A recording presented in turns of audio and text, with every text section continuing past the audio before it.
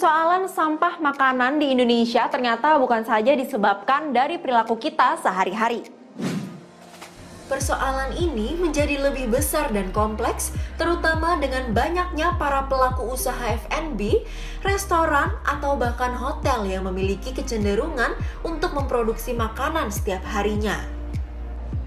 Pasti akan ada saja makanan yang berlebih dari produksi tersebut setiap harinya, atau bahkan sisa makanan dari konsumen yang tidak dihabiskan dan ujung-ujungnya berakhir di tempat sampah. Para pelaku usaha tersebut berperan besar dalam menyumbang jumlah makanan yang tersia-siakan dan berakhir menjadi sampah makanan. Halo, nama saya Andin. Saya adalah salah satu owner dari Okoko Japanese Restaurant yang berlokasi di Jalan Dewi Sri nomor 98B, Kuta Bali. Untuk Okoko Japanese Restaurant ini kita menjual Japanese fusion food. Jadi sebenarnya kita spesialis di okonomiyaki. Okonomiyaki itu adalah Japanese pancake khas Jepang, tapi savory pancake. Dan akhirnya kita merambah lagi ke dunia sushi dan juga ramen. Untuk sampah makanan setiap harinya pasti ada ya, tapi tergantung juga hari-hari tertentu adanya banyak atau tidak. Jadi tergantung keramaian pada saat di restoran tersebut. Kalau untuk saat ini agak jarang karena kita lebih mengutamakan orderan online, jadi tidak terlalu banyak dine-in. Pada saat sebelum pandemi baru lebih lumayan sering karena lebih banyak orang dine-in, jadi food waste-nya lebih banyak dari konsumen. Biasanya ada beberapa konsumen yang tidak menghabiskan makanannya dan juga tidak men-take away sisa makanannya. Jadi ada beberapa food waste dari sana. Kalau misalnya dari kami sendiri sih, kalau food waste pada saat pembuatan makanan sudah jarang terjadi. Awal tahun pada saat berdiri Okoko mungkin ada banyak food waste karena kita masih belajar ya, kita trial error menu-menu apa yang lebih sering laku dan yang tidak. Jadi ada beberapa food waste dan beberapa penyimpanan sayur segar yang kita harus kelola. Untuk sampah makanan, beberapa dari sisa makanan dari konsumen kadang kita kumpulkan lalu kasih ke anjing jalanan, atau ada juga yang memang kita buang. Untuk beberapa kilo pada saat pandemi ini mungkin nggak terlalu banyak ya. Saya kurang tahu persis berapa kilo karena nggak pernah ukur jelasnya. Cuma kalau misalnya kita lihat dari kresek sampah yang besar, kantong sampah yang besar yang ukuran large, itu pada saat pandemi baru terkumpul sampah makanan itu 2-3 hari full satu kresek besar. Tapi kalau pada saat sebelum pandemi pada tahun 2019 satu hari bisa satu kresek sampah full itu kita ganti 1-2 kali.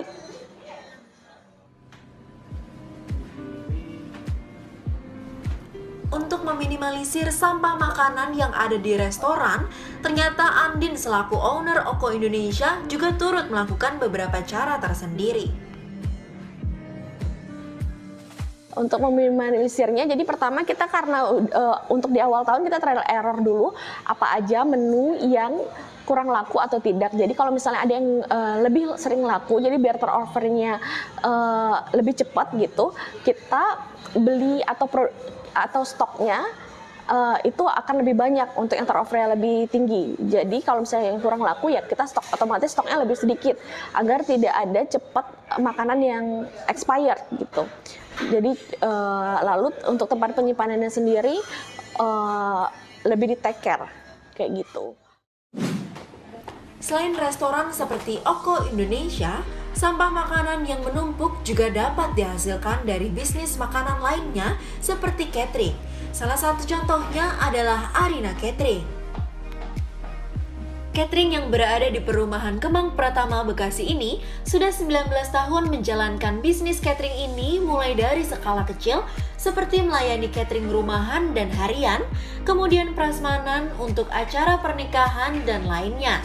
Sampai pada akhirnya sekarang berfokus pada catering pabrik untuk makan karyawan dalam jumlah besar. Sebelumnya Tante memang di awal catering itu untuk acara pernikahan, untuk ada acara-acara hitanan, arisan kayak gitu. Tapi karena itu tidak rutinitas, jadi Tante beralih untuk ke yang rutinitas. Karena kalau pabrik itu rutinitas tiap hari itu ada gitu. Tiap hari kita 1.500 porsi. Dari pagi, siang, sama malam. Itu total 1.500. Ya pastilah sampah makanan pasti banyak. Jadi gini, kalau misalkan pagi-pagi ini kan berangkat dari kita proses masak itu untuk besok, sore ini udah diproses, kayak sayur-sayurannya dikupas-kupasin semuanya. Nah, nanti dipilah-pilah, ini sampah untuk apa tuh? Organik ya. Untuk organik itu dipisahin. Sorenya dimasukin untuk ke dapur. Pagi-paginya baru proses masak. Nah, dalam masak juga kan ada sampah-sampah, itu pasti adalah sampah gitu. Itu dikumpulin lagi, baru jam 12 siang ada yang ngambil dari Kemang Pratama sampahnya gitu. Kita di koordinator sama orang Kemang Pratama di sini. Dari sampah, dari yang sampah kotor sampai sampah yang plastik semuanya mereka ambil gitu. Berbeda dengan Oko Indonesia yang kebanyakan mendapatkan food waste dari para konsumennya, Arina Catering justru sebaliknya, yang banyak menghasilkan food waste dari proses pembuatan makanan setiap harinya. Ada yang sisa makanan, sisa makanan kan ada dari box itu kan ada sisa-sisa makanan. Banyak juga yang dari sampah organik yang yang kupas-kupas kayak gitu. Kalau ini banyaknya sih dari sampah kita aja, yang proses masak gitu. Iya. Kalau di kilo gitu, waduh, kalau di kilo berapa ya? Kira-kira mungkin ada 20 kiloan kali ya untuk sampah ini sampah sampah sayuran gitu kan. Susah ya kalau sampah itu, paling ya itu mungkin kalau bingung sih sampah tuh kadang-kadang susah juga diiniinnya. Memang banyak banget kayak sayuran kayak gitu kan nggak bisa minim, kalau busuk ya kita harus buang gitu kan. Gitu. Timbunan sampah makanan yang menumpuk di Indonesia tentu disebabkan oleh berbagai faktor. Lantas, apa saja faktor yang menyebabkan tingginya angka food waste di Indonesia? Kalau faktor yang menyebabkan food waste itu cukup banyak sih, tapi beberapa hal yang cukup krusial mungkin pertama bagaimana kualitas ruang penyimpanan dan kemasan dari si bahan pangannya itu, dimana itu sangat dipengaruhi juga sama pengetahuan, khususnya pengetahuan konsumen gitu. Jadi kalau kita beli bahan pangan gitu, kita harus tahu apakah dia itu sebaiknya disimpan di kulkas atau disimpan di luar. Kan ada yang harus disimpan di tempat yang kering gitu. Karena kadang-kadang ada aja kan orang yang berpikir kalau ditaruh kulkas bakal lebih tahan lama, padahal dia peruntukannya bukan untuk kulkas gitu. Jadi itu salah satu yang krusial juga. Terus yang kedua juga dari kelebihan porsi, yang mana itu sangat dipengaruhi juga sama perilaku konsumennya gitu. Nah, kita kan juga mungkin cukup familiar ya kalau di Indonesia tuh kadang-kadang ada kayak pikiran lebih baik lebih daripada kurang gitu. Jadi kadang-kadang suka nyiapin makanan atau beli makanan tuh lebih banyak lah gitu daripada nanti kurang gitu. Nah, tapi kelebihan itu kadang-kadang kita kurang mindful juga nih untuk menghabiskannya gitu. Jadi kalaupun nggak selesai di makanan, misalnya pas lunch gitu, harusnya kan masih bisa nih buat dinner. Nah, tapi kadang ada aja kan orang yang kayak yaudah ntar dinner beli lagi, yang ini dibuang aja. Nah, yang kayak gitu-gitu sih, kelebihan porsi itu sangat dipengaruhi juga sama perilaku dan mindset konsumennya gitu. Dengan adanya sampah makanan yang terus-menerus menumpuk, tentu memberikan dampak yang besar bagi kehidupan kita. Sampah makanan yang menggunung dan ditimbun di suatu tempat akan menghasilkan gas metana. Gas metana merupakan jenis gas rumah kaca yang dapat menyebabkan terjadinya pemanasan global dan memicu terjadinya perubahan iklim. Seperti yang kita ketahui bersama, pemanasan global dan perubahan iklim menjadi isu keamanan lingkungan yang cukup dianggap serius. Makanya nggak heran kalau cuaca ekstrim pun sering terjadi akhir-akhir ini. Selain gas metana, limbah food waste yang menumpuk juga dapat menghasilkan air lindi. Air lindi adalah kumpulan air hujan yang mengalir ke tumpukan sampah. Air lindi ini memberikan dampak buruk bagi lingkungan karena mengandung unsur logam, yaitu salah satunya timbal. Apabila air ini tidak dikelola dengan baik, maka akan berdampak juga pada air yang kita minum.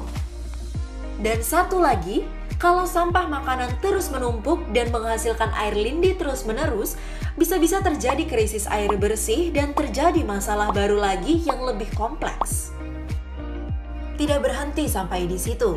Akibat kebiasaan kita yang suka membuang makanan, ternyata juga dapat menyebabkan kerugian ekonomi dengan jumlah yang tidak main-main. Kerugian ekonomi tersebut ditafsir mencapai 213 sampai 551 triliun rupiah per tahun atau setara dengan 4 sampai 5% PDB Indonesia per tahunnya.